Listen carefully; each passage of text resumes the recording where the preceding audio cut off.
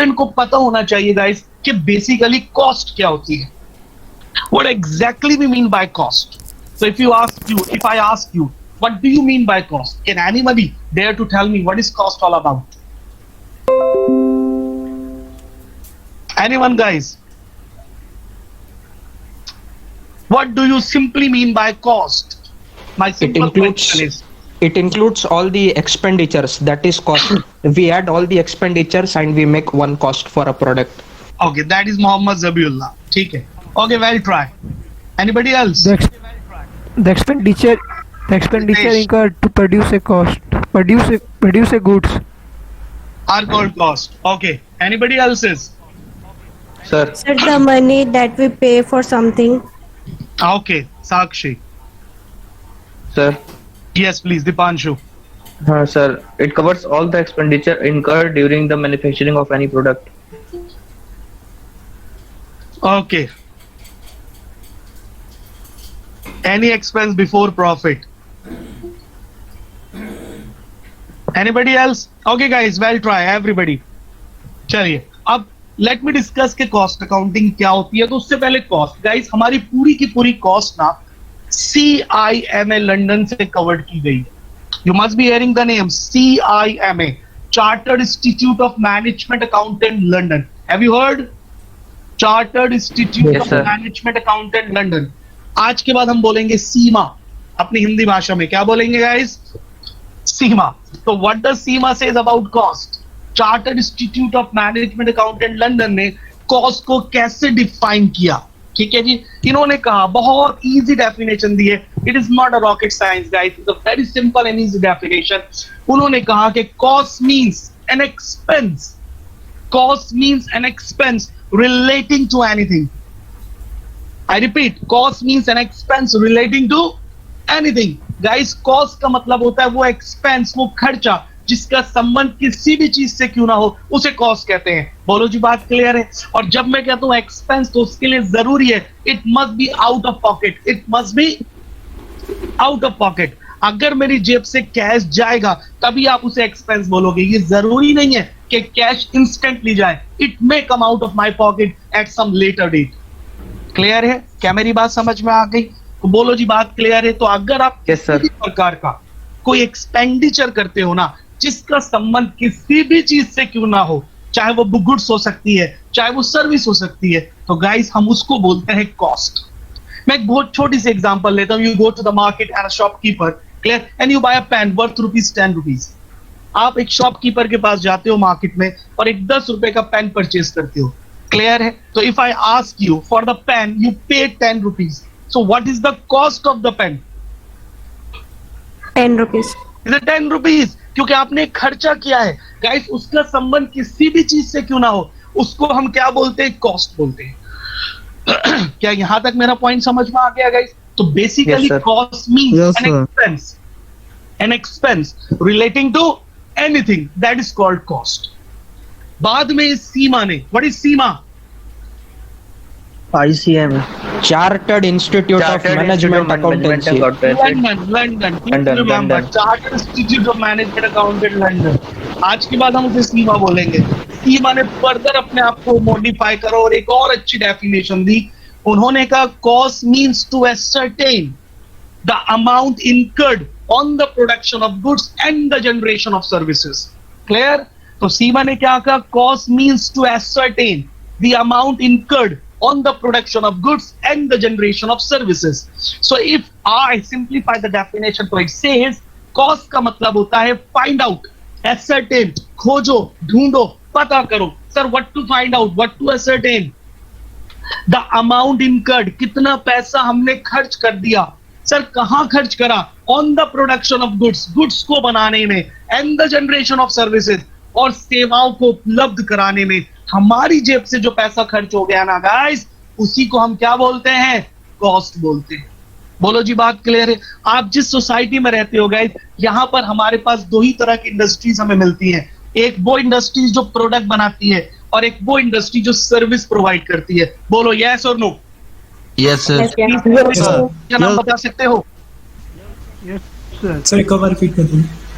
I said हम जिस समाज में रहते हैं, सोसाइटी में रहते हैं, हमारे पास दो इंडस्ट्रीज होती है, one which make the product, another which give you the services. Clear guys? तो आपके घर में जितने भी प्रोडक्ट यूज होते हैं 99% आप बाजार से परचेस करते होंगे। आप घर में रोटी बनाते हैं, आटा तो नहीं बनाते ना? बोलो जी, बात क्लियर है? वो तो आप मार्केट से परचेस करते हो। क्या मेरी बात यहां तक क्लियर है? तो कंपनी प्रोडक्ट बना रही है, आप मेट्रो में ट्रेवल करते हो, प्लेन में ट्रेवल करते हो। क्लियर है? तो वो क्या है? वो सर्विस है गाइस। क्या है? सर्विस, यानी कि सेवा। तो सीआईए ने ये कहा कि कॉस्ट का मतलब होता है कि आप पता कीजिए एक प्रोडक्ट को बनाने में और सेवाओं को जनरेट करने में हमारी जेब से कितना पैसा खर्च हो गया, उसे हम क्या बोलते हैं गाइस? कॉस्ट बोलते हैं। जल्दी बोलिए, पॉइंट क्लियर है? हाँ सर। चलिए, ये तो सर सीमा की बात हो गई। अब हम बात करते हैं कि हमारा अपना इंस्टीट्यूट क्या कहता है। Institute of cost and management accountant of India, उसने कॉस्ट को कैसे डिफाइन किया? ठीक है जी, तो उसने कहा cost means to ascertain the amount of resources. Cost means to ascertain the amount of resources measured in monetary terms, measured in monetary terms incurred on the production of goods and the generation of services. बोलो जी, बात clear? तो अगर मैं इस definition को फिर से सिंप्लीफाई करूं तो हमारा अपना इंस्टीट्यूट ये कहता है सर, कॉस्ट का मतलब होता है पता कीजिए। क्या पता करूं मैं? क्या मालूम करूं? क्या फाइंड आउट करूं? वो रिसोर्सेज, रिसोर्सेज मतलब संसाधन। और आप रिसोर्सेज को मॉनेटरी टर्म्स में नापेंगे। मॉनेटरी टर्म्स का मतलब क्या होता है गाइस? कैश, मनी के टर्म्स में, मनी फॉर्म में। बोलो जी, बात clear? In terms of money, yes sir, in terms of money में आपने सही बताया, everybody was correct. Monetary term means in terms of money, वो रिसोर्सेज जो आपने इनकर्ड कर दिए, खर्च कर दिए। सर कहां खर्च कर दिए? गुड्स को बनाने में और सेवाओं को जनरेट कराने में। That is basically known as cost. I hope you guys understand. ठीक है जी? Okay guys, for a CMA, अब अगर मैं इसको और थोड़ा आसान शब्दों में बोलूं, एक कॉमन मैन, एक आम आदमी के लिए कॉस्ट का मतलब होता है लागत। क्या होता है कॉस्ट का मतलब? लागत। ठीक है जी, एज ए नाउन। बट एक सीएमए के लिए कॉस्ट का मतलब होता है लागत निकालना, as a verb. I hope आपको नाउन और वर्ब याद होगा, बचपन में पढ़ा होगा आपने। ठीक है जी? तो हम सीएमए कॉस्ट कैलकुलेट करते हैं, जो हम एक आम आदमी को बता देते हैं। क्लियर है? आप जितने भी प्रोडक्ट अपनी कंपनी में यूज करते हैं, अपने घर में यूज करते हैं, क्लियर है, वो सारे के सारे आप मार्केट से परचेस करते हैं। क्लियर है? और शॉपकीपर आपको वो प्रोडक्ट सेल करता है। तो अगर मैं आपसे पूछूं sir what is sale all about, तो आप बोलोगे sale is equal to cost plus profit. Say yes? Yes sir, Yes, sir. From the childhood, Yes, sir. Yes, sir. 11th class. Sale is equal to cost plus profit. plus profit. तो अगर मैं इसमें से cost शब्द हटा दूं तो क्या सेल कर पाओगे आप? नो सर, नहीं नहीं सर। कर सकते sir. So that is the reason why cost is the part and parcel of a company's life. Clear? एक कंपनी के लिए कॉस्ट कैलकुलेट करना बहुत ही ज्यादा आवश्यक है। क्लियर? क्योंकि कॉस्ट के बिना कुछ भी नहीं हो सकता। You can not sell any of the product in the market without knowing its cost. Clear है? So that is the reason why I remember the saying of one of the greatest man in our cost accounting, mister Horngren. Have you heard the name? No, sir. Mr. Horn Green, an authority on the subject of cost. If you read his book, the very first line written on the first page of the book, he says, the best investment a student can make in his life is to study cost accounting. यानी mister horn green जो cost accounting पर एक authority समझे जाते हैं, अगर आप उनकी बुक पढ़ते तो उन्होंने लिखा है कि एक स्टूडेंट अपने पूरे जीवन में जो बेस्ट इन्वेस्टमेंट कर सकता है ना, तो उसे चाहिए कि वो कॉस्ट अकाउंटिंग पढ़े। क्लियर है? Because cost accounting will give you the result. Clear है? It will give you the result, it will give you the return till the day you take your last breath. Clear है? तो guys ये आपके लिए बहुत important है। इसीलिए to become a CMA आपको 5 बार कॉस्ट अकाउंटिंग का पेपर क्लियर करना पड़ेगा। तो आज के बाद से आप सबसे ज्यादा कॉस्ट अकाउंटिंग पढ़ेंगे, बाकी सब्जेक्ट पढ़े ना पढ़े your choice. Just kidding guys, ऐसा मत कर देना। सारे सब्जेक्ट स्टडी करने हैं तभी आप सीएमए बन पाओगे। तो बट ज्यादा फोकस किस पर देना है हमें? कॉस्ट। कॉस्ट अकाउंटिंग पे। तो जल्दी से बताइए मुझे सर इस क्लास में include. Yes please, Shivangi Gupta. Sir आपने नाम क्या बताया था अभी? John mister horn green, HORN, Horn, GREEN, Green. Mr. Horn Green is supposed to be an authority on the subject of cost accounting. Clear? चलिए guys, let's further move on. आइए अब हम बात करते हैं। तो हमने कॉस्ट का मतलब तो जान लिया कि बेसिकली कॉस्ट क्या होता है। आज की क्लास में, Sir. आज के सेशन में, यस प्लीज, सर इसको कॉस्ट अकाउंटिंग क्यों बोलते हैं, कॉस्टिंग क्यों नहीं बोलते? I am coming to that, just wait, just give me 5 minutes at least, then I'll coming to that. क्या मेरी बात यहाँ तक समझ में आ गई? तो आज की डेट में, आज के सेशन में हम कुछ ना सीखें, बट एटलीस्ट ये जरूर सीखना कि कॉस्ट का मीनिंग क्या होता है। बोलो जी, बात क्लियर है? Now coming to the question of Shivangi. Clear guys, आपको कॉस्ट के अंदर 3-4 चीजें जाननी पड़ेगी। पहली चीज कॉस्ट हमने सीख ली, दूसरी चीज हमें जाननी पड़ेगी कॉस्टिंग, तीसरी चीज हमें जाननी पड़ेगी कॉस्ट अकाउंटिंग, और चौथी चीज हमें जाननी पड़ेगी कॉस्ट अकाउंटेंसी। क्लियर? ये सब आपके एग्जाम में पूछा जा चुका है। तो शिवांगी आज के सर हम इससे कॉस्ट अकाउंटिंग क्यों कहते हैं, कॉस्टिंग प्लीज रिपीट। तो I am coming to that.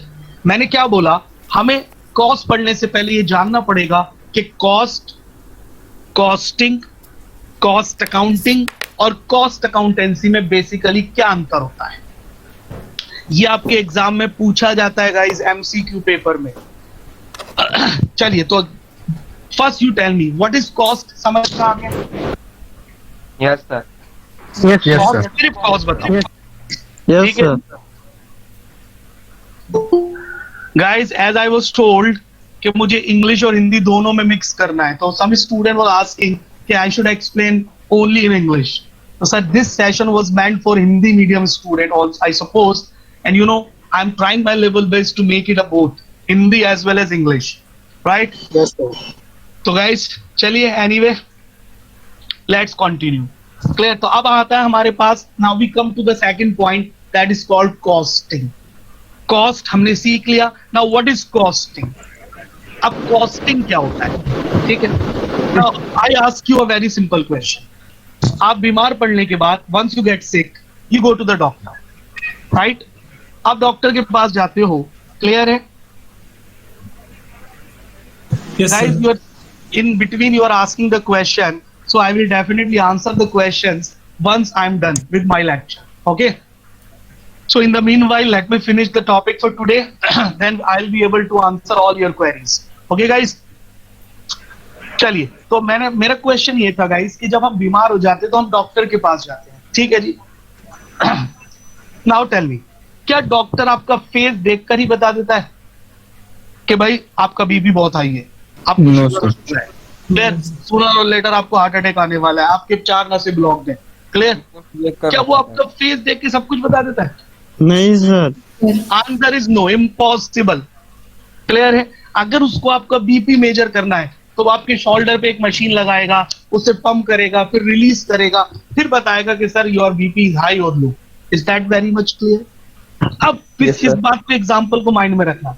अब सपोज, क्लियर, कोई आपके पास आता है, यू बीइंग ए सीएम है, मैंने तो मान लिया कि आप सीएम है। क्लियर? उसने आपको अपना मोबाइल दिखाया, जैसे मैं आपको अपना मोबाइल शो कर रहा हूं, और मैं आपसे पूछूं, हाँ जी बताओ इस मोबाइल की कॉस्ट कितनी होगी, आई होगी company. What would be the cost to this mobile for the company? क्या आप 100% एक्यूरेसी से बता सकते हैं मुझे?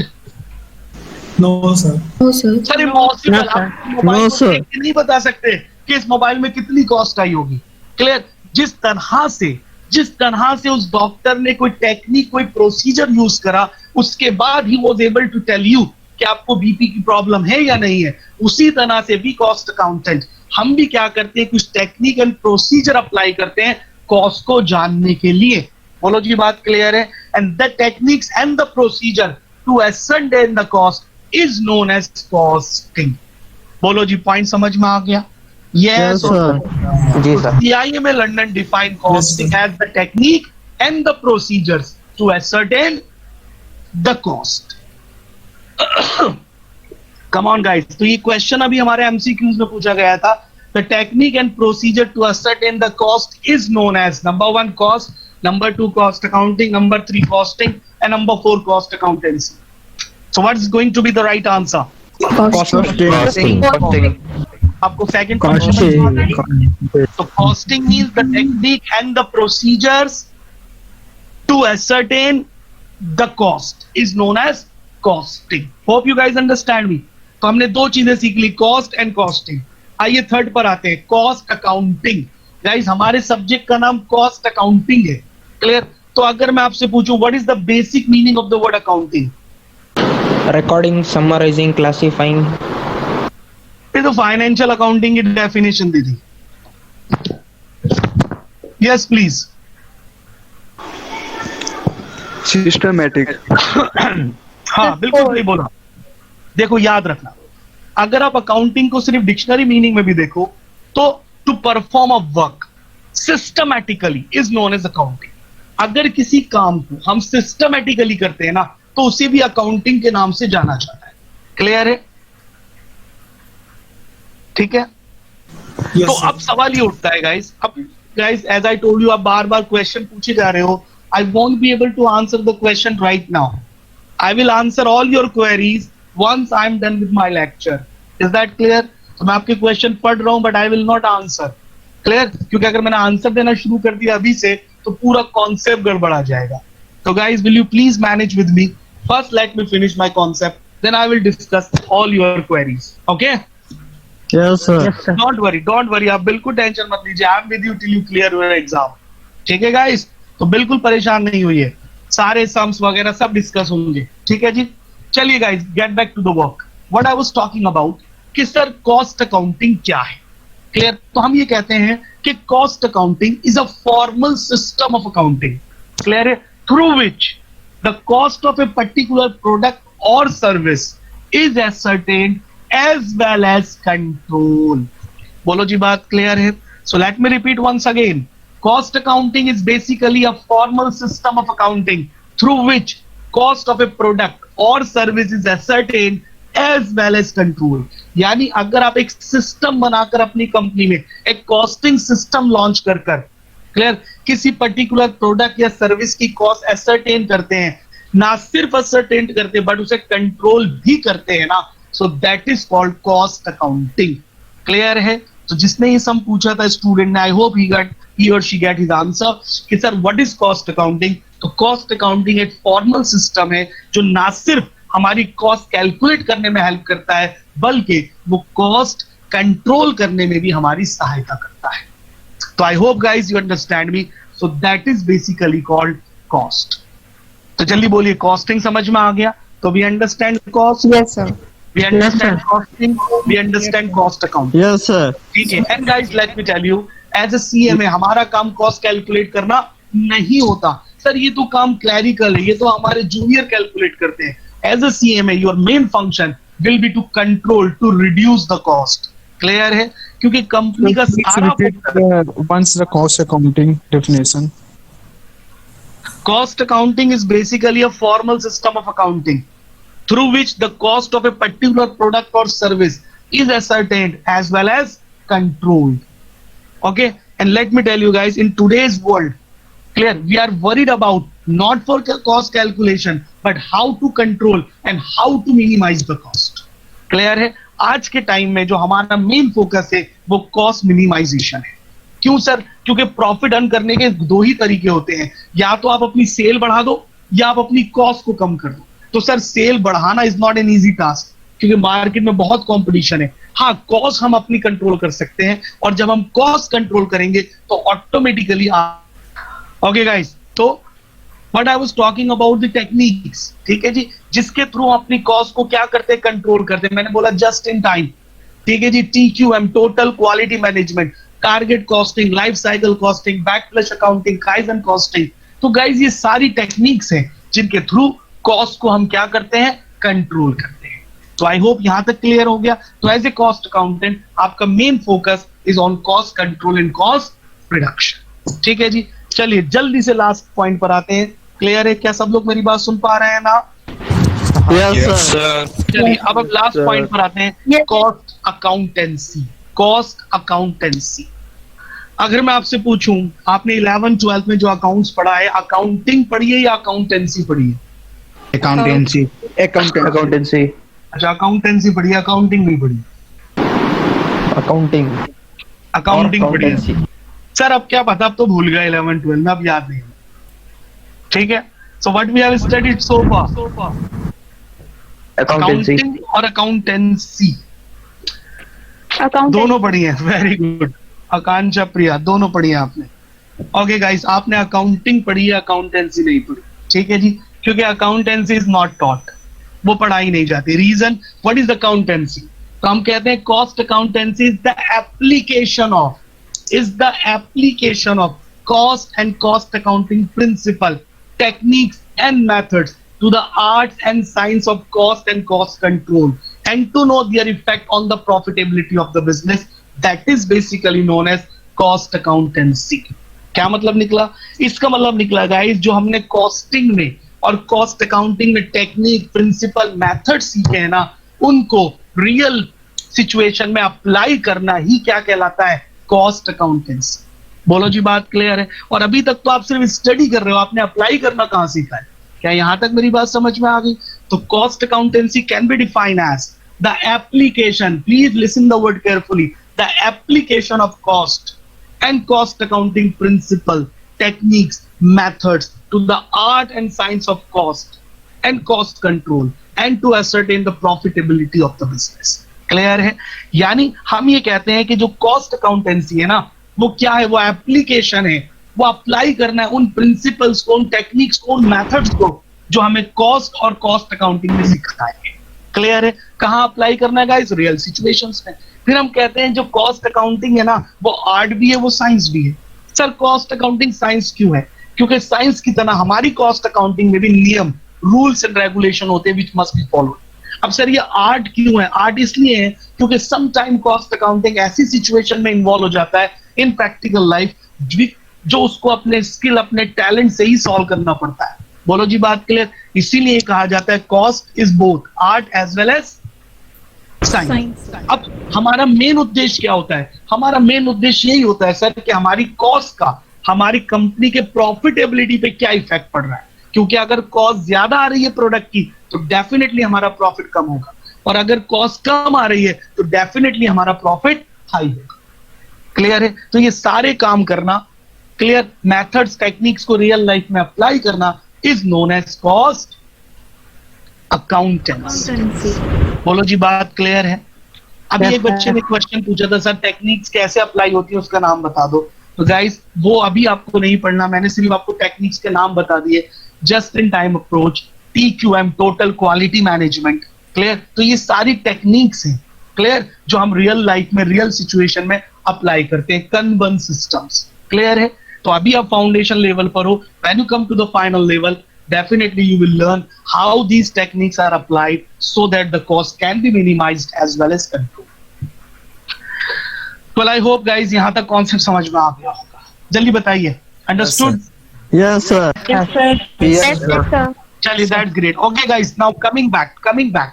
अब इस क्लास में मैंने आपको इंट्रोडक्शन दिया कॉस्ट का, cost accounting, cost accountancy, clear है, एज वेल एज कॉस्टिंग। अब हम आते हैं अपने मेन टॉपिक पे, जो आज का हमारा टॉपिक है, न्यूमेरिकल टॉपिक, जिसका नाम है cost sheet. What the name goes? Cost sheet. Sir इस पर न्यूमेरिकल कंफर्म आता है एग्जाम में, कंफर्म आएगा numerical, and definitely you will be able to answer once I finish this lecture. Clear? So मेरा पहला प्रश्न उठता है, sir what is cost sheet? Sir is decision making is a part of cost accounting? Guys, decision making is a part of management accounting. आपने पढ़ा होगा foundation में ही कि there are three branches of accounting: financial accounting, cost accounting and management accounting. And decision making is basically a part of management accounting, in which cost also help. ठीक है? Otherwise basically cost accounting is concern with the ascertainment of cost. Clear है? तो cost accounting basically cost calculation से related होती है, ना कि decision making से। For decision making, we have with us management accounting, which you are going to study in inter as well as in final level. Clear, guys? चलिए, now move to the cost sheet. which is a main topic for today's lecture. So guys, what is cost sheet? My first question to you. Any idea? Sir, cost sheet is a statement designed to put output. There are statement in which we calculate cost. Okay. Anybody else? Sir, it is a statement prepared to determine the selling price, sir. Okay. चलिए guys, ठीक है, आप सबने सही बताया, but मैं थोड़ा सा उससे और अच्छा बता दूं. आपने सही बोला. जब हम कहते हैं ना कॉस्ट शीट, तो how does we define cost sheet? तो हम ये कहते हैं cost sheet is basically a statement. Clear है? Prepared. Cost sheet is basically a statement prepared to ascertain the cost of making a product with various cost breakups, with various cost details. Clear है? इसका क्या मतलब निकला guys? इसका मतलब ये निकला कि कॉस्ट शीट वो स्टेटमेंट है जिसके थ्रू हम ये पता करते हैं कि जब हमने एक प्रोडक्ट बनाना शुरू करा तो वो प्रोडक्ट हमारे पास रॉ मटेरियल की फॉर्म में था, और जब वो कंप्लीट हो गया और वो फिनिश गुड्स की फॉर्म में आ गया, तो रॉ मटेरियल से फिनिश गुड्स तक कन्वर्ट करने में उस प्रोडक्ट पे हमारी कितनी कॉस्ट आई है, और साथ ही साथ हमें वेरियस कॉस्ट का ब्रेकअप भी मिलता है, यानी वेरियस कॉस्ट डिटेल मिलती है जो आगे चल के हमारी डिसीजन मेकिंग में हेल्प करती है. सर कौन सी डिटेल की बात कर रहे हैं आप? मैं बात कर रहा हूं prime cost, factory cost, cost of production, cost of goods sold, cost of goods available for sale. Clear है? So these are the various detail of cost which I was talking about. I hope मेरा point समझ में आ गया. तो what is basically cost sheet? तो cost sheet वो statement है जो हेल्प करती है हमारी, किस चीज में हेल्प करती है guys? To calculate the cost of making a product. और साथ ही साथ what does it give us? Cost The and various breakup. cost detail. What does it give us? The various cost details. Cost और कौन सी cost detail I was talking about? Prime cost, Factory cost. cost of production, cost of goods Selling and sold, distribution. as well as cost of sale. Clear? ठीक है जी. चलिए, क्या मेरी point यहाँ तक समझ में आ गया? अब एक मन में एक प्रश्न और आता है, सर कॉस्ट शीट तो हमें पता चल गई, अब हम कॉस्ट शीट क्यों बनाते हैं? Why do we prepare the cost sheet? तो एक आंसर आया था जो बिल्कुल सही था. The cost sheet is prepared to know the selling price of a product. ठीक है जी. इसको मैं और थोड़ा अच्छे शब्दों में बोलूं, हम ये पता करना चाहते हैं सर कि जो हमने प्रोडक्ट बनाया और जब हमने उस प्रोडक्ट को बनाकर बेचा तो हमें कितना प्रॉफिट हुआ, यानी to ascertain the profit as per cost account we also prepare what? The cost sheet. बोलो जी, बात क्लियर है? तो कॉस्ट शीट हमारे दो पर्पस सॉल्व करती है. नंबर वन, ये हमें बताती है कि प्रोडक्ट को बनाने में टोटल कॉस्ट कितनी आई है, और जब हमने उस प्रोडक्ट को बाजार में बेचा तो हमें कितना प्रॉफिट हुआ. आई होप यहां तक बात क्लियर है. Yes, sir. तो कॉस्ट शीट हमारे दो पर्पस सॉल्व करती है. क्लियर? तो guys let me tell you, profit तो हम फाइनेंशियल अकाउंटिंग से निकालते हैं ट्रेडिंग पीएनएल बनाकर. सिमिलरली गाइस, हम कॉस्ट अकाउंटिंग से भी प्रॉफिट कैलकुलेट करते हैं. जैसे फाइनेंशियल अकाउंटिंग में प्रॉफिट निकालने के लिए हम ट्रेडिंग पीएनएल अकाउंट बनाते हैं, उसी तरह कॉस्ट अकाउंटिंग में अपना प्रॉफिट जानने के लिए we prepare the cost sheet. I hope यहां तक पॉइंट याद रहेगा. क्लियर? हाँ, ये अलग बात है कि कॉस्ट शीट के द्वारा कैलकुलेट किया हुआ प्रॉफिट और फाइनेंशियल अकाउंटिंग के द्वारा कैलकुलेट किया हुआ प्रॉफिट दोनों अलग होती है. क्लियर है? अब सर वो क्यों अलग होते हैं? उसके बहुत सारे कारण है which you will study in inter level exam. बोलो जी, बात क्लियर है? हमारे वहां पर एक चैप्टर आता है reconciliation of cost and financial profits. ठीक है जी. तो हम वो वहां स्टडी करेंगे. आई होप मेरा पॉइंट समझ में आ गया सब लोगों को. Yes, sir. Yes, sir. So guys, if somebody asks what is the purpose of cost sheet, तो आप बोलोगे सर दो उद्देश्य होते हैं कॉस्ट शीट बनाने के. एक, प्रोडक्ट को बनाने में टोटल कॉस्ट कितनी आई उसे पता करना वेरियस ब्रेकअप के साथ. ब्रेकअप का एक मतलब डिटेल होता है, एक तो वही होता है जो आप समझते हो, और एक दूसरा मतलब क्या होता है? Details. I hope you guys understand. Clear? Yes, और sir. दूसरा कि जब हमने उस प्रोडक्ट को बनाकर सेल करा बाजार में तो हमें उसको कितना प्रॉफिट हुआ. ठीक है? ये दो उद्देश्य जो कॉस्ट शीट हमारी हेल्प करती है समझने. वेल गाइस, यहां तक बोलिए क्लियर है? Any question so far and so on? Yes. No, sir. Okay. अब गाइस मेरा आपसे एक प्रश्न है. क्या आपने 12th क्लास में कैश फ्लो स्टेटमेंट पढ़ा था? Yes, sir.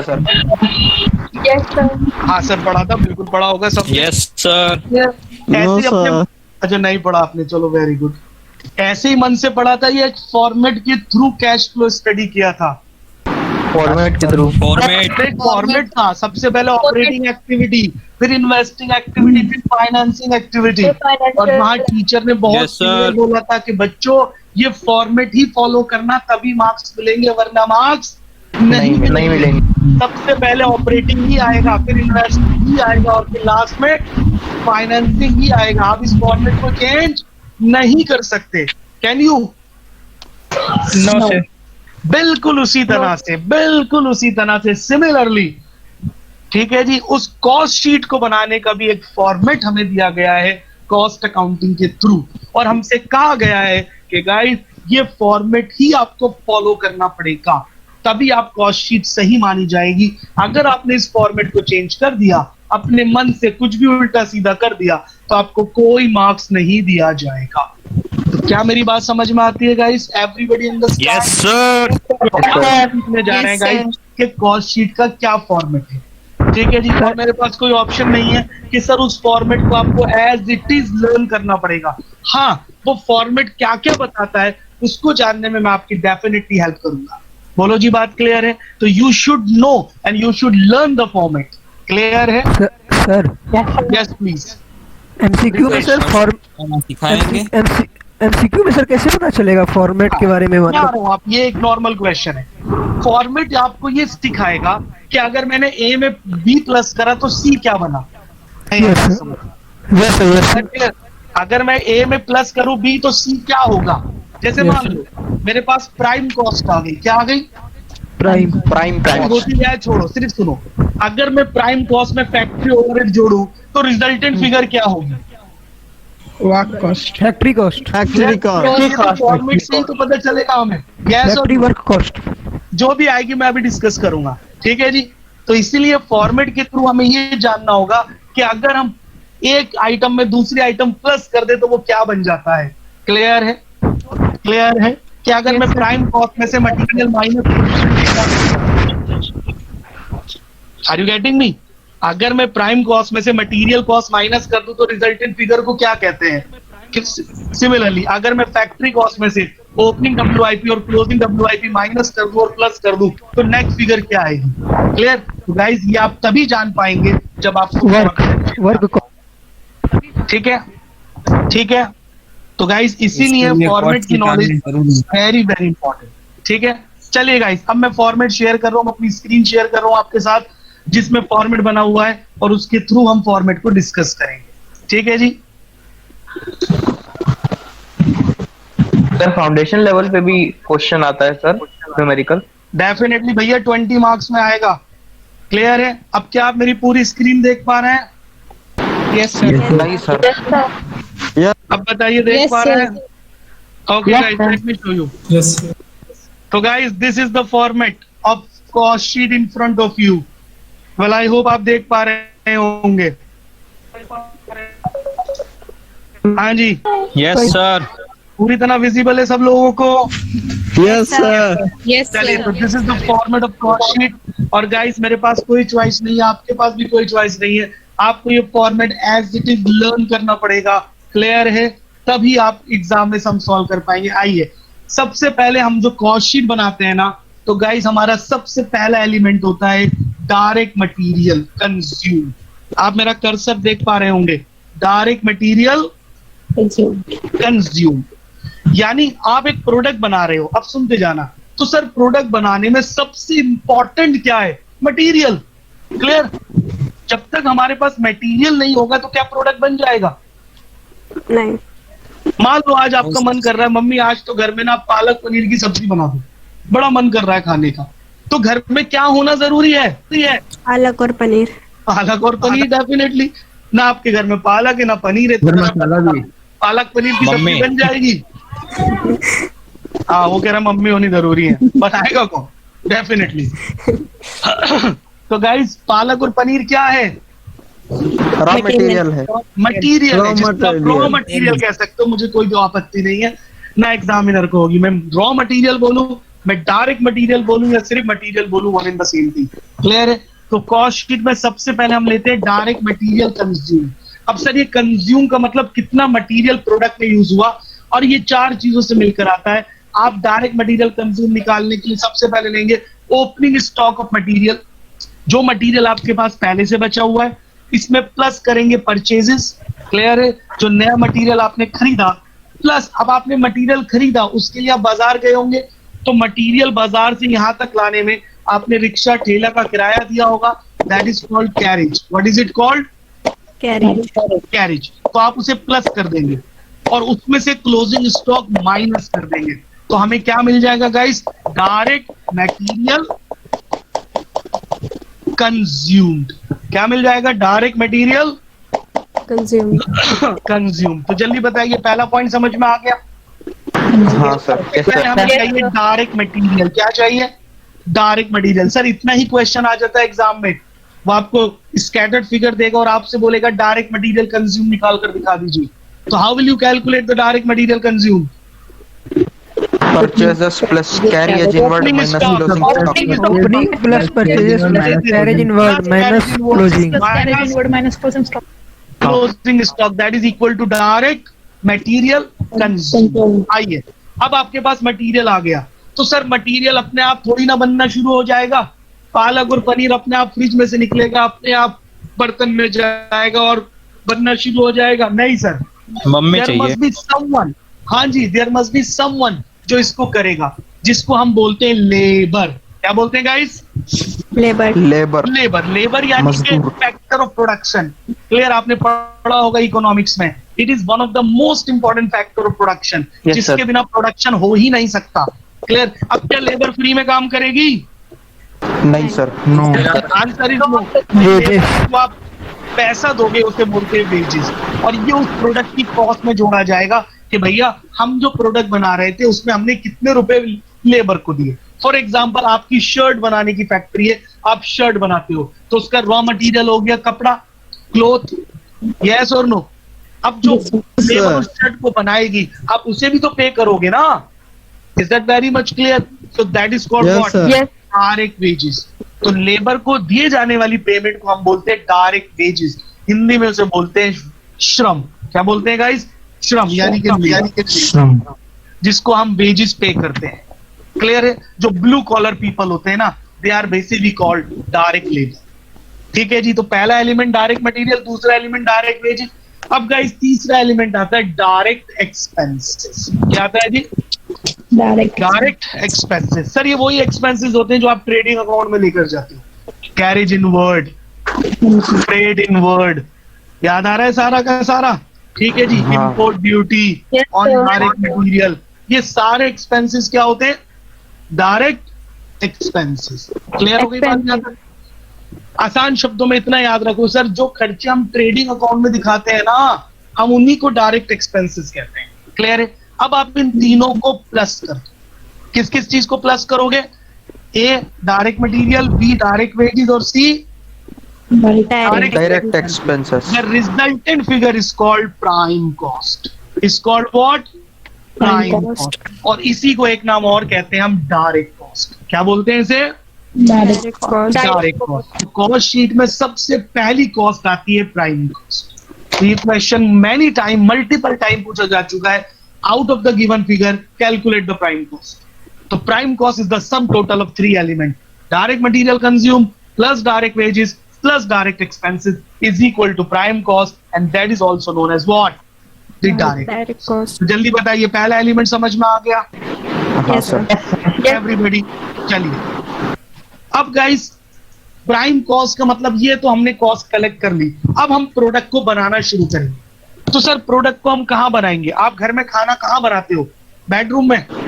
किचन में सर किचन में बनाते हैं। हमारे घर में एक पर्टिकुलर प्लेस है जो खाना बनाने के लिए यूज होता है। क्लियर? उसी तरह हमारी पूरी कंपनी में एक पर्टिकुलर प्लेस है जो प्रोडक्शन के लिए यूज होती है, जिसको हम बोलते हैं फैक्ट्री। क्या बोलते हैं? फैक्ट्री।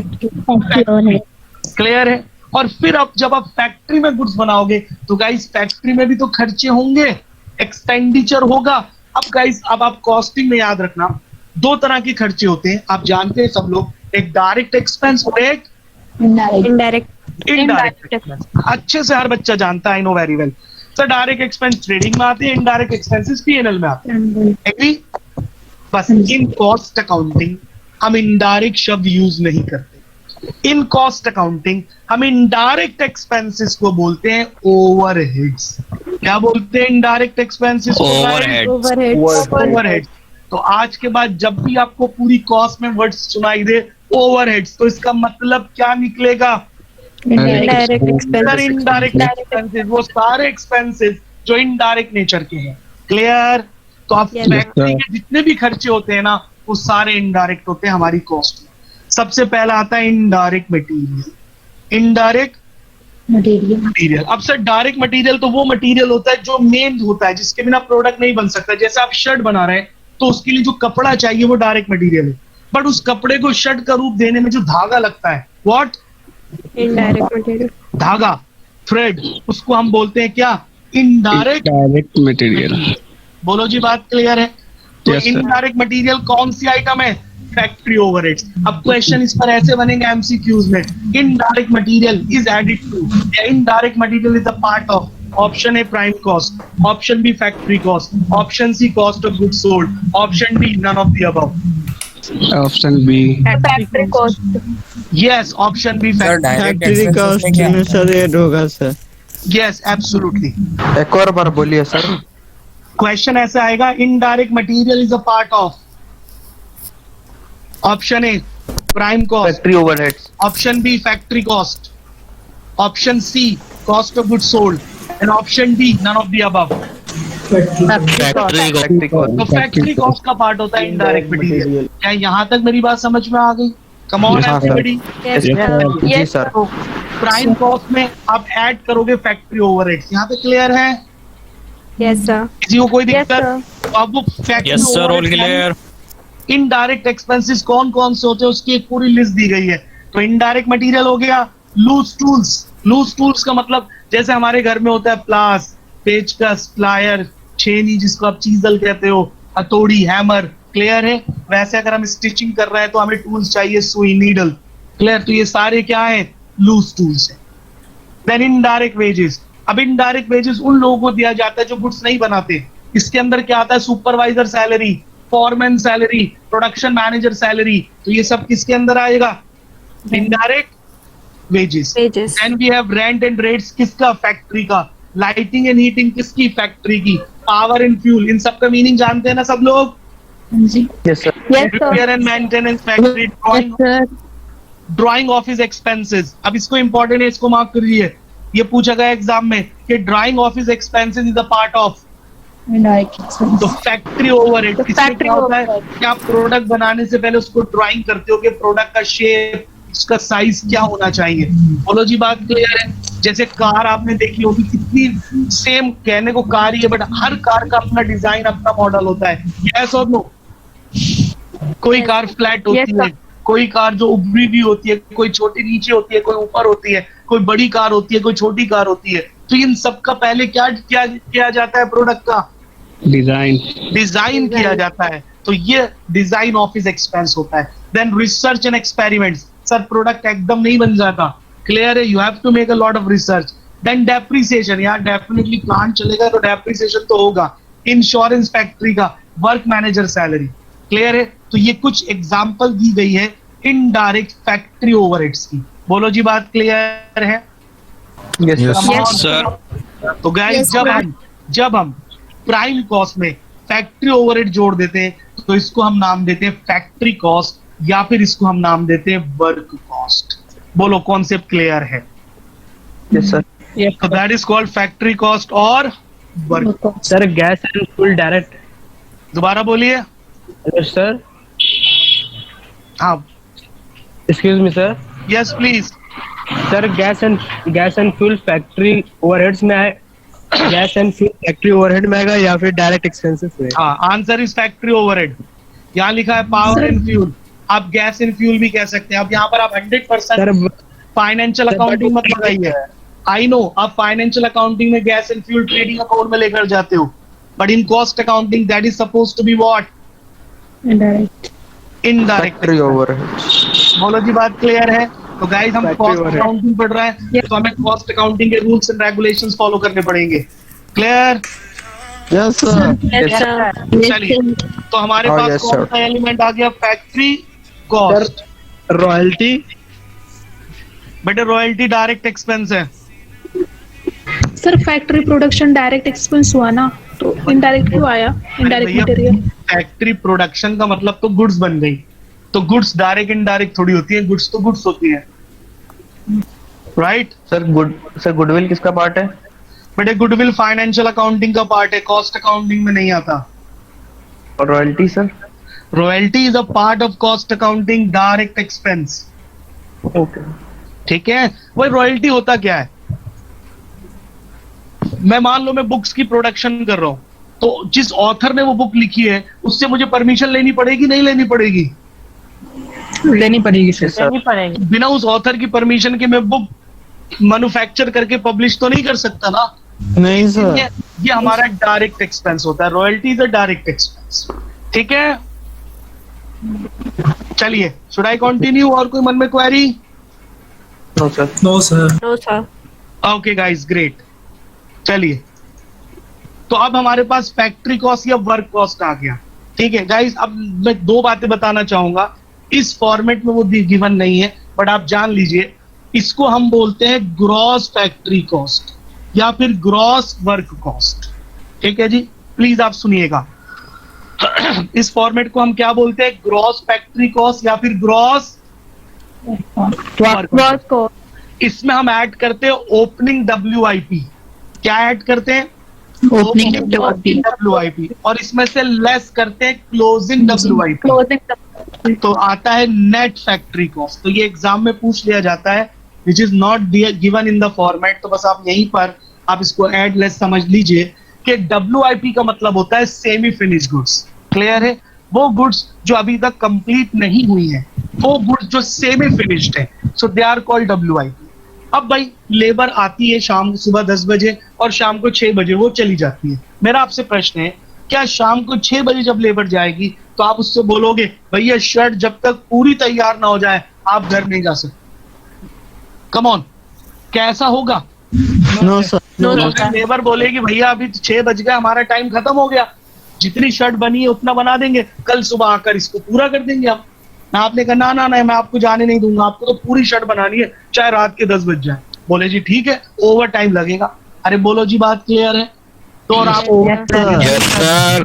तो डेफिनेटली व्हाट हैपेंस कि जब लेबर अपना काम वाइंड अप करती है तो कुछ यूनिट्स, कुछ प्रोडक्ट ऐसे होते हैं जो सेमी फिनिश रह जाते हैं। क्लियर? हम उनको बोलते हैं WIP। किनको बोलते हैं गाइस? Semi finish product are called WIP। ठीक है, तो जब हम नेक्स्ट डे आएंगे तो सबसे पहले कौन सा प्रोडक्ट बनाएंगे? वर्क इन प्रोग्रेस वाला। पिछला क्या करा था? Blue IP. WIP में छोड़ा था, इसलिए हम उसमें ऐड कर देते हैं उसको, क्योंकि WIP को पूरा करने में जो कॉस्ट आई है वो ऐड होगी। और इस साल के अंत में भी या इस मंथ के अंत में भी जो प्रोडक्ट इनकम्प्लीट रह गया उसे हम कॉस्ट शीट से बाहर कर देते हैं, क्योंकि याद रखिएगा कॉस्ट शीट केवल उन प्रोडक्ट की कॉस्ट बताती है जो हमारे पूरे कंप्लीट हो गए। Well I hope you guys understand me. बोलो जी बात समझ में आ गई यहाँ तक? तो इसीलिए फैक्ट्री कॉस्ट में हम ऐड करते हैं ओपनिंग WIP और लेस करते हैं क्लोजिंग WIP। तो जो रिजल्टेंट आंसर आता है उसे हम बोलते हैं नेट फैक्ट्री कॉस्ट। क्लियर? तो ये पॉइंट आपको यहां समझना पड़ेगा। क्लियर है? चलिए, अब उसके बाद हमारे ऑफिस एंड एडमिनिस्ट्रेशन के एक्सपेंसेस आते हैं। क्योंकि सर प्रोडक्शन फैक्ट्री में सही हो रही है या गलत हो रही है, इसके लिए एडमिनिस्ट्रेशन होना चाहिए। पूरा एक ऑफिस बनाया जाता है जो इस बात का ध्यान रखता है कि समय पर रॉ मटेरियल फैक्ट्री में पहुंच रहा है या नहीं पहुंच रहा, सही लेबर काम कर रही है या नहीं कर रही, फिर उन सबको सैलरी वगैरह देना, ये सारा मैनेजमेंट जहां आता है उसे हम बोलते हैं ऑफिस एंड एडमिनिस्ट्रेटिव ओवरहेड। ठीक है जी, तो वो भी हमारी कॉस्ट का पार्ट बनते हैं। उसमें कौन कौन सा आता है? रेंट एंड रेट्स ऑफिस का। तो गाइस वो आपको ऐसे देगा, रेंट एंड रेट्स आगे लिख देगा फैक्ट्री, रेंट एंड रेट्स आगे लिख देगा ऑफिस। तो आपको पता होना चाहिए जो फैक्ट्री का रेंट एंड रेट्स है वो फैक्ट्री ओवरहेड में जाएगा और जो ऑफिस का रेंट एंड रेट्स है वो ऑफिस में जाएगा। क्लियर है? Then salaries of the office, insurance of the office building and equipment, telephone and postage, printing and stationery, depreciation of furniture. सावधान, वो फर्नीचर जो ऑफिस में यूज हो रहा है, अगर मशीन ऑफिस में लगी है तो उसका डेप्रिसिएशन ऑफिस एंड एडमिनिस्ट्रेशन में चार्ज होगा, और अगर मशीन फैक्ट्री में लगी है तो उसका डेप्रिसिएशन फैक्ट्री में जाएगा। Then we have legal expenses, ठीक है जी, ऑडिट फीस, बैंक चार्जेस। बोलो बात क्लियर है? तो ये सारे एक्सपेंसेस मिलकर क्या बनते हैं? Office and administration overheads, and they are all indirect expenses. तो जब आप फैक्ट्री कॉस्ट में, नेट फैक्ट्री कॉस्ट में office and administration expenses add कर देते हो ना, the resultant figure is known as cost of production. तो रिजल्टेंट फिगर को हम क्या बोलते हैं guys? Cost of production. Cost of production. बोलो जी, बात क्लियर है? Come on everybody. Yes, sir. ठीक है, नाउ अब ध्यान से मेरी बात सुनना please. Cost of production basically क्या बताता है?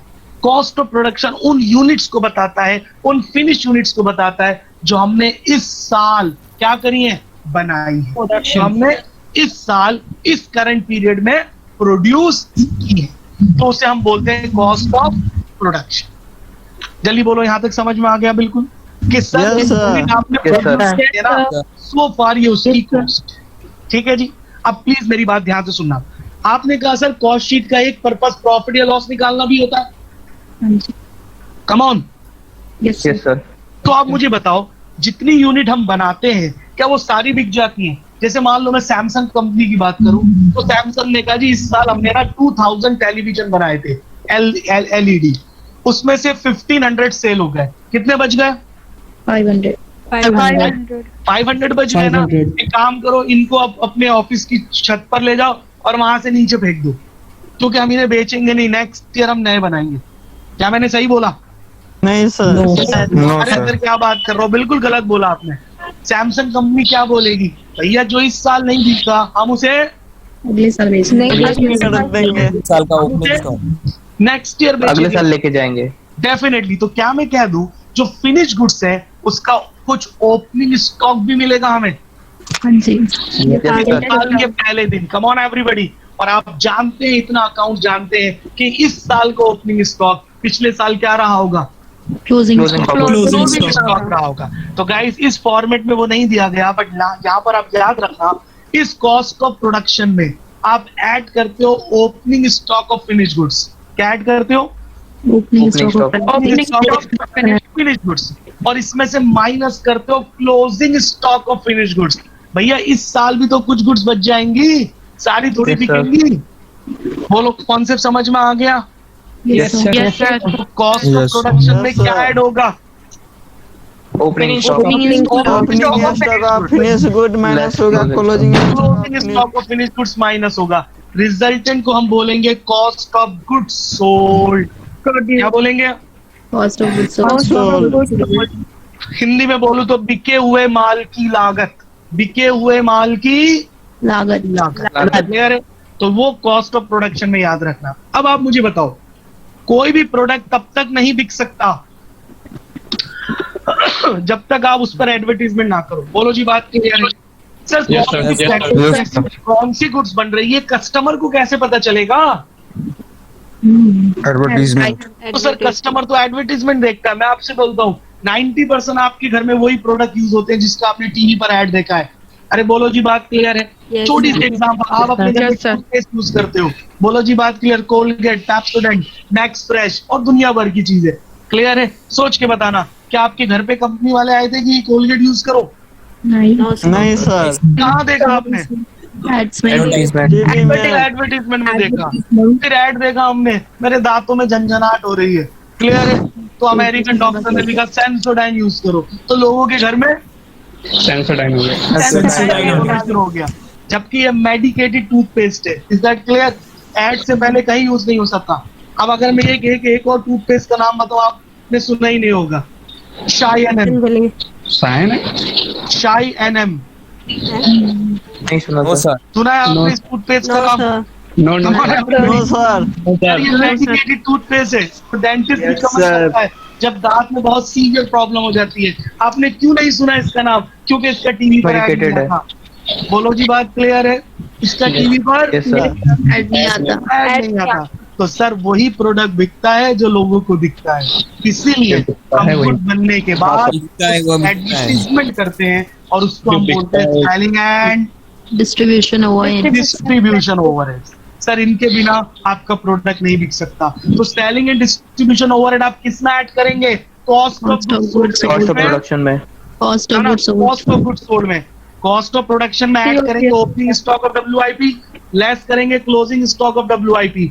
सॉरी मैंने गलत बोल दिया।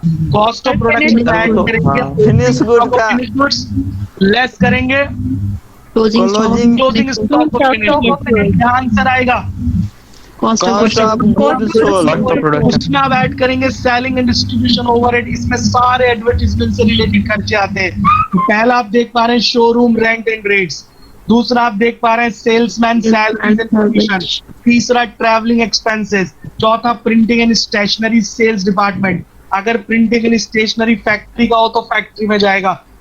Advertising, postage, collection expenses, carriage outward. Guys ये पूछा जाता है कैरिज आउटवर्ड किसका पार्ट है? Selling and distribution. हाँ, सेलिंग एंड डिस्ट्रीब्यूशन का ध्यान रखिएगा। Depreciation of the delivery van, clear, जिसका काम गुड्स सप्लाई करना होता है, ठीक है। Samples and free gift. तो जब आप इसे कॉस्ट ऑफ गुड्स सोल्ड में जोड़ देंगे तो रिजल्टेंट कॉस्ट को हम बोलेंगे cost of sale. Cost of sale करने तक हमारी कितनी कॉस्ट आ गई, क्लियर। और लास्ट में इस कॉस्ट में जैसे ही आप प्रॉफिट जोड़ दोगे तो सेल आ जाएगा। बोलो जी, बात क्लियर है? एग्जाम में उल्टा गिवन होगा, आपको सेल क्वेश्चन में गिवन होगी।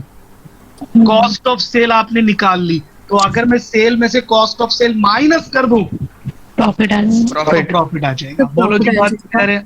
तो guys this is the format of cost sheet. तो ये है कॉस्ट शीट का फॉर्मेट। तो एज ए स्टूडेंट आपको अच्छे से आना चाहिए, क्लियर, तभी आप हर न्यूमेरिकल सॉल्व कर पाएंगे। तो क्या मैं कह दूं what is cost sheet is now very much clear to you guys? Yes sir. Yes sir. किसी को कोई आपत्ति, कोई दिक्कत? चलिए अब सर ये बड़ी इंपॉर्टेंट पॉइंट है जो मैंने आपको स्क्रीन पे शो करा है। सर वो आइटम बता दो जो कॉस्ट शीट में नहीं आती। ये क्वेश्चन पता नहीं कितनी बार पूछा है इंस्टीट्यूट ने, आपको पता होना चाहिए। सर कॉस्ट शीट किसका पार्ट है? कॉस्ट अकाउंटिंग का।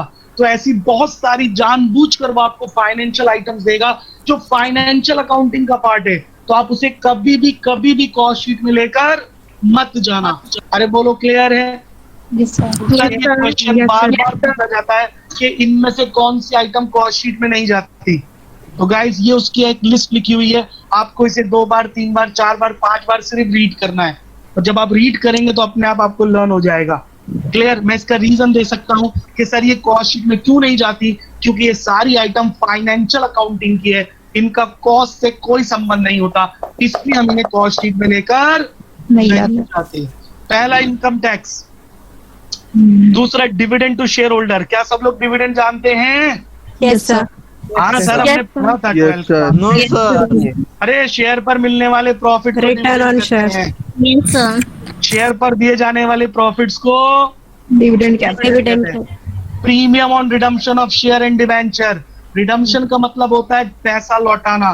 तो आपने 12 में पढ़ा होगा रिडम्पशन ऑफ डिबेंचर्स। तो जब हम डिबेंचर प्रीमियम पे रिडीम करते हैं ना, तो जो प्रीमियम का अमाउंट है वो कॉस्ट शीट में नहीं आता, वो प्योर फाइनेंशियल अकाउंटिंग का पार्ट है।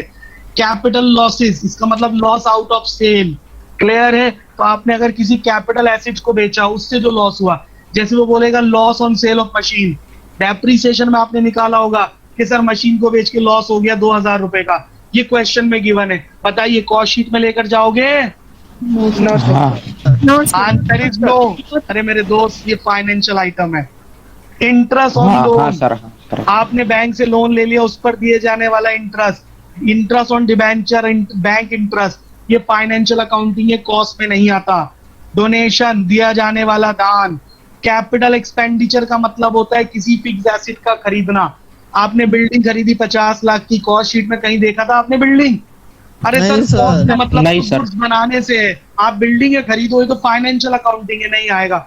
Discount on issue of share in debentures, commission to managing directors, underwriting commission उन ब्रोकर को दी जाती है जो हमारी कंपनी के शेयर सेल करवाते हैं। राइटिंग ऑफ गुडविल, किसी ने पूछा था सर गुडविल आएगा क्या? Never, not at all, impossible. Preliminary expenses, company बनाने के खर्चों को क्या बोलते हैं हम? Preliminary expenses. तो ये क्वेश्चन पूछा जाता है एग्जाम में, याद रखना। फाइनेंशियल अकाउंटिंग में ये पूछा जाता है, what do you mean by preliminary expenses? The expenses incurred on the formation of the company. Company बनाने पर जो खर्चे होते हैं उन्हें बोलते हैं प्रिलिमिनरी एक्सपेंसेस। जैसे drafting of MOA, memorandum of association, ठीक है जी, drafting of AOA, article of association, इन सब का ड्राफ्ट करना, ये सारा preliminary expenses. Issuing prospectus. Reserve for bad debt, या जिसको आप बोलते हो प्रोविजन फॉर डाउटफुल डेट, ये कभी भी कॉस्ट शीट में नहीं आता। अगर आए तो इग्नोर करना। Transfer to all reserve and appropriation of profit. आपको याद होगा जिस साल हम प्रॉफिट कमाते हैं, अगर वो बहुत ज्यादा प्रॉफिट हो जाए तो उसका कुछ पार्ट हम रिजर्व में ट्रांसफर कर देते हैं और बैलेंस शीट में लिखते हैं जर्नल रिजर्व। याद आ गया? Yes sir. हाँ सर। तो ये फाइनेंशियल आइटम है, इसका कॉस्ट से कोई मतलब नहीं है। शेयर प्रीमियम, जिसको आप बोलते हो सिक्योरिटी प्रीमियम, ये थोड़ी स्पेलिंग गलत लिखी हुई है, दैट इज शेयर प्रीमियम, ये बीच का स्पेस हटेगा।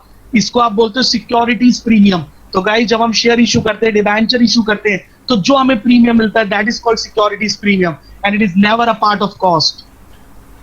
इंटरेस्ट ऑन कैपिटल कभी भी कॉस्ट में नहीं आता।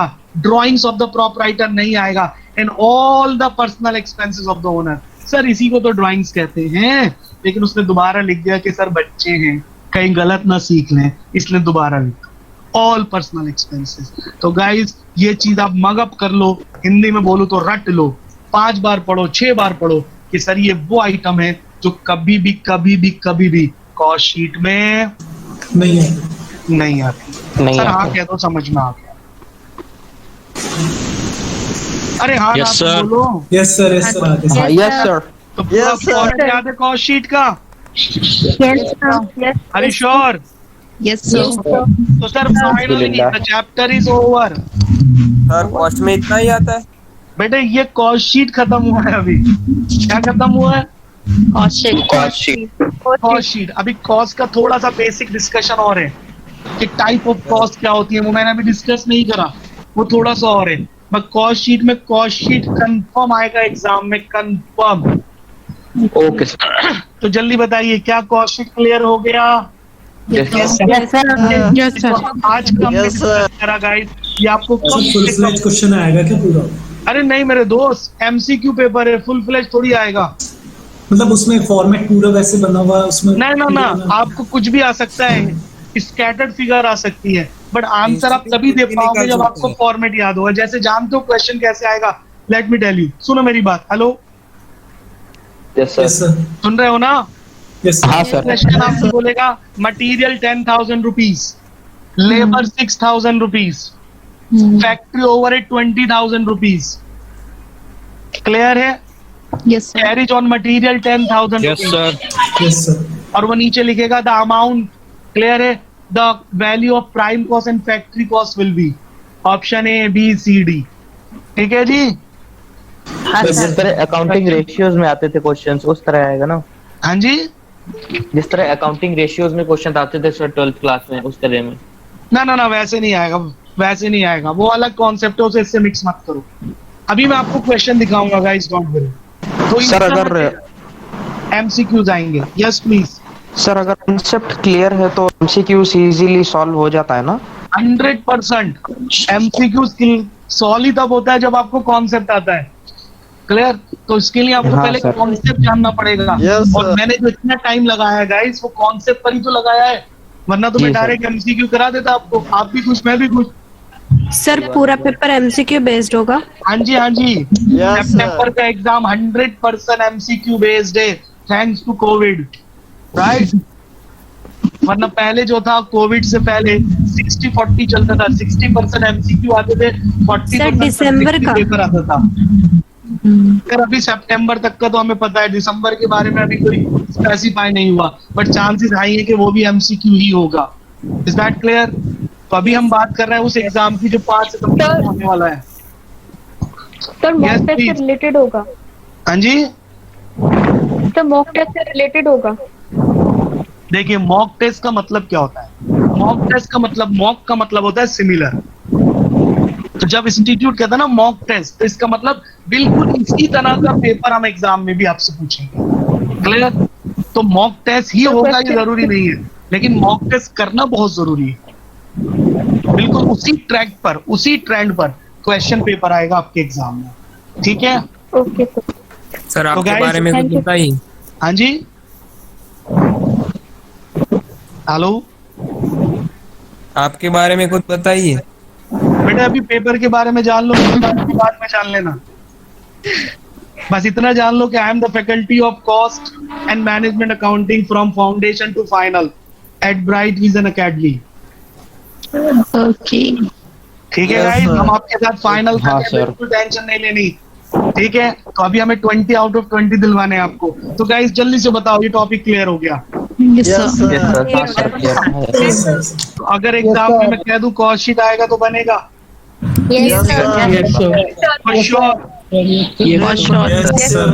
कॉस्ट शीट देख लो, काफी मेहनत से पढ़ा है आप लोगों ने। क्लियर है? Yes sir. चलिए गाइस, अब एक छोटा सा टेस्ट ले लें कॉस्ट शीट पर। पक्का? Yes sir. Are you ready everybody? Yes sir. चलो गाइस, तो अब हम टेस्ट लेते हैं, एक छोटा सा वही टेस्ट लेंगे जो हमारे इंस्टीट्यूट ने हमें दिया है पहले, which is very very important. Institute की बुक से ही पूरा पेपर आता है। तो गाइस आपका टेस्ट स्टार्ट हो रहा है क्वेश्चन नंबर 11 से। कहाँ से? क्वेश्चन नंबर 11 से। 11 से लेकर 22 तक। सर सिर्फ आंसर लिखना है ना सर? हाँ, सिर्फ आंसर देने हैं आपको। क्वेश्चन नंबर 11 से लेकर 25 तक। ठीक है जी? कहाँ आंसर देना है, कॉपी पे देना है? आपको रजिस्टर पे आंसर लिखना है, चैट बॉक्स में आंसर नहीं लिखना। Ketan, okay sir. Akanksha, chat box पे आंसर मत लिखो। ठीक है गाइस, और निखिल सर को आपको सेंड कर देना है अपने आंसर्स। तो गाइस 11 से लेके 25 क्वेश्चन तक इज अ टेस्ट। तो पेपर जो आएगा आपका वो 50% थ्योरी होता है, 50% न्यूमेरिकल्स होते हैं। तो आपको दोनों चीजों में वेल वर्स्ड होना पड़ेगा। ठीक है guys, so let start with question number 11 and its reads, prime cost plus factory overhead is known as. Factory cost. Guys prime cost. Guys बोलना नहीं है आंसर, आपको अपने रजिस्टर में लिखना है। फिर इमरान सर आपको आंसर्स देंगे, सब कुछ चेक करना है और फिर आपको अपने मार्क्स चैट बॉक्स में लिखने हैं। Yes sir. So guys, read the question silently and try to answer.